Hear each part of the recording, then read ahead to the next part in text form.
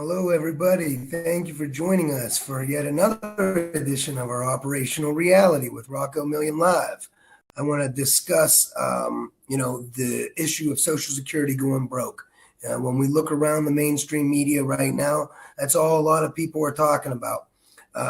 They think that Trump's tax cuts and the Republican tax cuts that ran up the deficit is going to bankrupt our country, and that somehow now, the Republicans are forced into cutting entitlements like Social Security and other things to pay for the tax cuts. And so that's dangerous and counterproductive thinking, and the Democrats are doing us no favors when they engage in this kind of incendiary language. They're actually hurting us. They're keeping us on the hamster wheel, because Social Security can never go broke. It's just a law. Congress passes laws, dollars are spent into existence.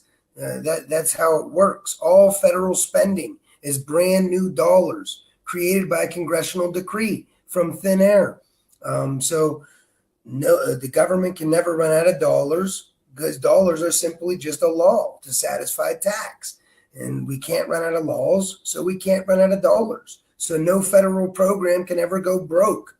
So Social Security can never go broke. And I got this video with Alan Greenspan and Paul Ryan teed up, because he explains it perfectly in simple logic terms. And, Paul Ryan's trying to get Alan Greenspan, the chairman of the Fed, to agree that we have to privatize Social Security because it's insolvent and somehow insecure for future generations. So he wants Alan Greenspan to agree with him and say, yeah, we have to privatize the whole system to make it more secure for future beneficiaries. And to his credit, he doesn't do that.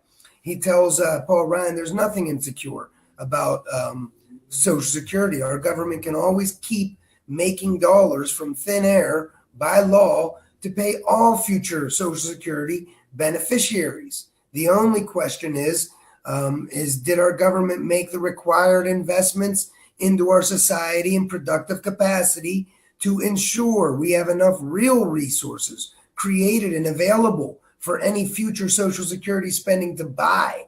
That's the question. It's not, the money part of the equation is infinite for our federal government. The only thing that matters is we have enough stuff to buy with any money that's spent into the economy. So the dollar part of the equation, it's infinite for our federal government. The only thing that matters is our government makes the required investments into society, into our productive capacity, to make sure that we have enough real resources created and available for any future spending to buy.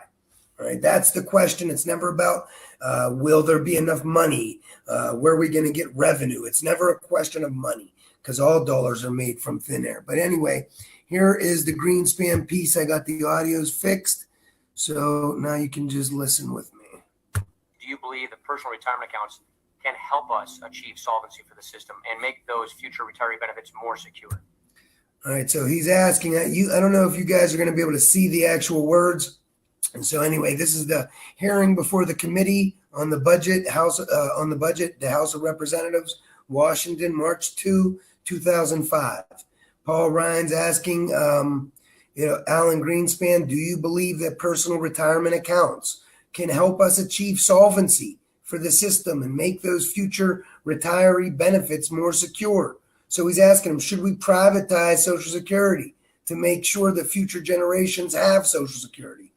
Well, I wouldn't say that the pay-as-you-go benefits are insecure, in the sense that there's nothing to prevent the federal government from creating as much money as it wants and paying it to somebody. All right, so in Alan Greenspan, to his credit, he uses the simple logic of our actual operational reality to answer Paul Ryan. He says, well, I wouldn't say the pay-as-you-go benefits are insecure, in the sense that there is nothing to prevent the federal government from creating as much money as it wants and paying it to somebody. All right, so the money part of the equation is infinite for our government. It makes dollars at will by congressional law from thin air. As long as government can impose tax, it's going to be able to spend dollars into existence, and people will want them. And the government can never go broke. That's what he's saying. The only question is, and there you go. The question is, how do you set up a system which assures that the real assets are created, which those benefits are employed to purchase? All right, I'm going to rewind this again and let you listen, but he says, the only question is, how do you set up a system which assures that the real assets are created, which those Social Security benefits are used to buy? Basically, that's what he's saying. And so again, he's telling us the dollar part of the equation is the easy part. That's always infinite for our federal government. The only part of the equation we need to worry about is how government is going to make sure that all the real resources are produced and created and available for any future Social Security monies to buy. So, that's the question.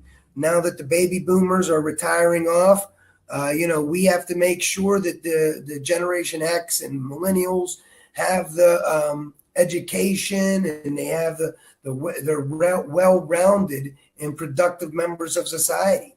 And so we have to make sure that our government is investing in education and public services and top-notch health care for all of these things, green sustainable energy, infrastructure. All of these things will determine if our productive capacity is strong enough 20, 30, 40 years into the future to meet the demand for real resources that any future Social Security benefits will pose. All right, so that's the question. It's never, will government have enough money? It's never, should we private? How are we going to keep this program solvent? Should we privatize it? Should we impose austerity, lower the retirement age? Those are all questions that distract us from the reality and the important we do need to discuss. All right, because there's never a question of solvency. Government can always make dollars by law and pay them to somebody. The question is, how do we ensure that there's enough real resources for those dollars to buy? All right. And I say it's with the federal guaranteed living wage job program. This is a guaranteed, this is a democratic means of production that's capable of increasing just about any production that we need for the general welfare of society. All right. So if we need education, if we need hospital staff, if we need people to care for elderly, people to care for children, we have a source of labor through the federal job guarantee to, train and educate and get people ready to fulfill those needs. All right. That's how you ensure that we have the goods and services available for any future money to buy. You have to make sure you strengthen your productive capacity. I'm going to play this again real quick. Do you believe that personal retirement accounts can help us achieve solvency for the system and make those future retiree benefits more secure? Well, I wouldn't say that the pay-as-you-go benefits are insecure in the sense that there's nothing to prevent the federal government from creating as much money as it wants and paying it to somebody. The question is, how do you set up a system which assures that the real assets are created, which those benefits are employed to purchase? So it's not a question of security. It's a question of the structure of a financial system which assures that the real resources are created for retirement as distinct from the cash. The cash itself is nice to have, but it's got to be in the context of the real resources being created at the time those benefits are paid, so that you can purchase real resources with the benefits, which of course are cash. Okay. Now this is great. Look at his face. Look how defeated he is. That was not the, you can't tell. But the reality is what he's saying is, and I'll play this again and we can read and I'll freeze it, is our federal government can always make dollars at will from thin air by congressional law to pay all future beneficiaries. So our government can always continue to make dollars by law from thin air to pay all future Social Security beneficiaries. The only question is to make the required investments into our society in productive capacity to ensure that we have enough real resources created and available for any future Social Security money to buy. All right, so that's the point. Are we gonna, when 20 years from now, when we pay, the government can always pay the dollars out to Social Security beneficiaries? The question is, are we gonna have a productive enough society to ensure that the real resources, the stuff, the services are available for purchase with those future Social Security benefits? So that's the thing. Did government invest our public spending in such a way to strengthen our productive capacity to produce? Or did it spend it all to the top, enriching the 1% and increasing their massive savings and actually, destroying our economy in the process? That's the question. The question is, so if we have the real resources to meet the demand for any program, then we can always afford that program without raising taxes or making cuts, and it's always non-inflationary. So Social Security or any federal program can never go broke, because government can never go broke, because dollars themselves are just a law to satisfy taxation. And because we can't run out of laws, government can never run out of dollars. So no federal program can ever go broke. The only way we can lose Social Security is if Congress cuts the program or they privatize it, like they're trying to do with these horrible, ridiculous narratives that tell us somehow Social Security can go broke. All right. And the thing is, they can, after you pay FICA, FICA's destroyed or deleted upon receipt. It only exists as an accounting identity after that. The only thing that extinguished tax credits can do is accounting by identity at the federal level anyway. So this is an extinguished tax credit at the federal level, FICA. It only exists on a spreadsheet as an accounting identity. So it's a record of what Social Security pays out and how many taxes are taking out. And they use FICA to determine our benefit amount. That's accounting. And they use FICA to isolate and assess the cost of the Social Security. But the fact is, Social Security from the fund or from recycled FICA tax payments, it's impossible. All right, all federal spending is brand new. When I get my Social Security check every month, it's from the Treasury. It doesn't come from a trust fund. It comes from the Treasury, the general spending account. So this is the difference. The only way we could lose it is if they make us believe that it's somehow going broke. And if we don't accept these horrible austerity measures, raising retirement age and cutting benefits or privatizing the system, that we're somehow being irresponsible and we're going to leave a broken system and the future generations are not going to be able to have it, have that security. And that's just false. The only way they don't have that security is if our government doesn't invest in our own productive capacity to produce the stuff that Social Security benefits will buy in the future. So the money part of the equation, it's always infinite for our federal government. And we could tax the rich 99%. We could cut defense 100%. That doesn't give our federal government our government already has infinite spending capacity. All right.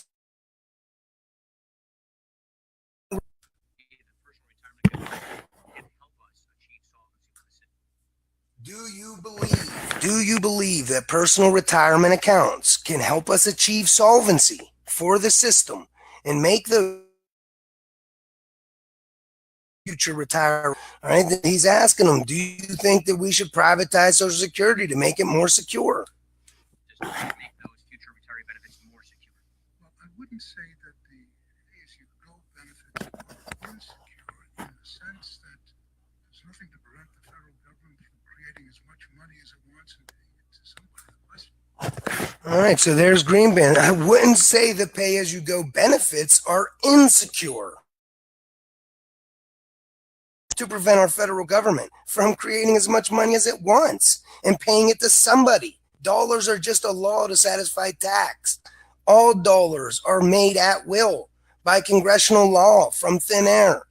The only question is, will there be enough stuff in the economy produced and available to buy with any future spending or money? It doesn't get more clear. How do you set up a system which assures that the real assets? This is a great question and great point to emphasize too. How do you set up a system which assures that the real assets, the real resources are created, which those Social Security. So that's basically what I just said. How do you make sure that we have the stuff available for any future Social Security benefits to buy? And I think the answer, especially, first of all, the question then has nothing to do with money. Where will we find revenues? Social Security go broke? Is it solvent? There's never a question of solvency. The question is always on the real resource side. And there is questions there. The baby boomer generation is retiring. And, so are we going to be left with enough productive workers and to meet?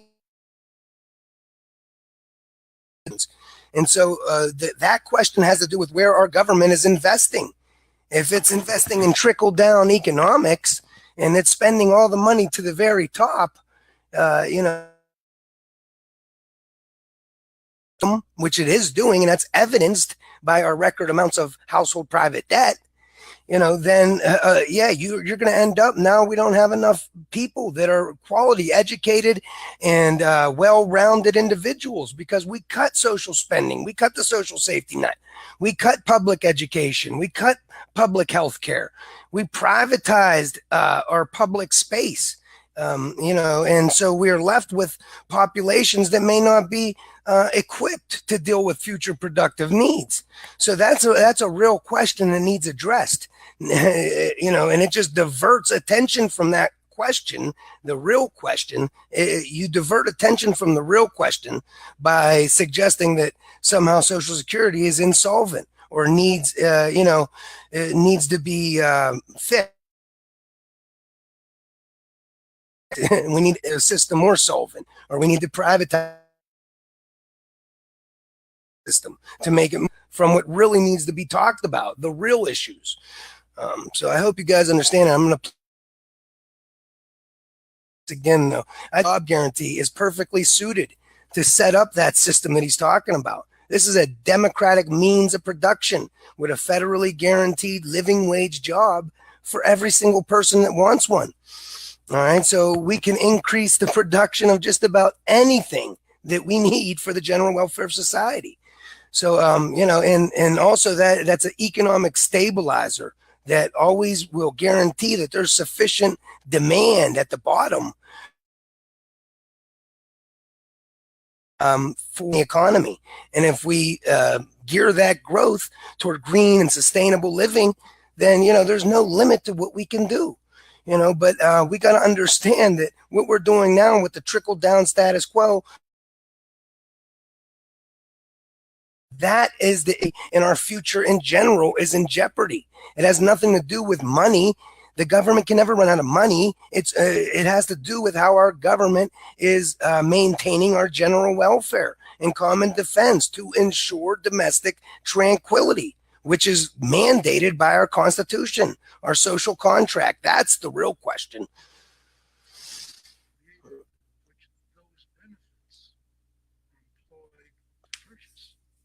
So it's not a question of security. It's a question of the structure of resources are created for retirement as distinct from the cash. The cash itself is nice to have, but it's got to be in the context of the real resources being created at the time those benefits are paid, so that you can purchase real resources with the benefits, which of course are cash. Okay, now it's going to go on from the Lewis in October of 2011. It's important to remember that the government differs critically from businesses and individuals. As the sole manufacturer of dollars whose debt is denominated in dollars, the U.S. government can never become insolvent, i.e., unable to pay its bills. In this sense, the government is not dependent on credit markets to remain operational. All right. So what this is saying is the government differs from critically from the business or individual because government makes its own dollars. So debt denominated in dollars is never a problem for the government. Like personal debt is a problem for us because we can't make our own. We do need income. The government never needs an income and never needs revenue. It's the currency issuer. So it can never go broke. It guarantees demand for its dollars by imposing tax on us in the private sector. That guarantees that we're going to be willing to sell our goods and labor for dollars to survive and pay tax and stay out of jail. And then if when government is putting dollars out into existence, if it offers to take some of them dollars that you would normally put in savings and earn very little interest, and it offers you a government bond that pays more interest, people would always buy that government bond to get that free interest. All right, especially in a sluggish economy like ours, where 60% of the population don't even have a savings account. All right, they're not going to invest in growth or increasing their production because there's no disposable income. So they're guaranteed they're going to savings bond. Vigilantes all got together and somehow no one wanted savings bonds. There's actual specific brokers that required by. So this is never a problem. The government can always get rid of its debt. If worse come to worse, the Federal Reserve will buy it. And they have the majority of the debt already. All right. So, and we have to remember the national debt, public debt, is our asset. So the national debt is all the dollars in existence. Those are all the dollars that are in savings in the non-government. So we're free to earn those dollars. All right. That's what that means. If the national debt was zero, there would be $0 in existence. We wouldn't be able to earn no dollars. So people wouldn't go to factories and work, and make all of this needed mass production that's needed for and required for civil modern society. People wouldn't go do that. They would stay home and have to live off the land, and support their families. And the government had to put tax on us to make sure people stopped living off the land. And then they went and worked instead for the general welfare. That was the reason for taxation. That's how the government guarantees demand for the dollar. All right. It has nothing to do, confidence. All right. The value of a dollar is not in dollar. When you could take a dollar in and exchange it for gold, that dollar had intrinsic value. The government made up just an arbitrary number of what each dollar was worth in gold, and it had that intrinsic value, the gold. All right. Now we're not on the gold standard. So the dollar, so that means the dollar can't be devalued unless government loses the ability to tax. All right. So that means the dollar's value is not intrinsic, it's personal, in that we can use dollars to pay our tax, stay free, and keep our stuff. And so that's the deal. But yeah, all right. So that's all we got for today.